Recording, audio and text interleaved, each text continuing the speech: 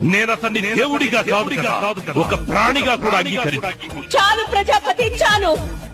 నా భర్త మీద మీ దుర్భాషలు చాలించండి. ఆది ప్రేమిక నీకు పోలిక లేదు లేదిక జగాడ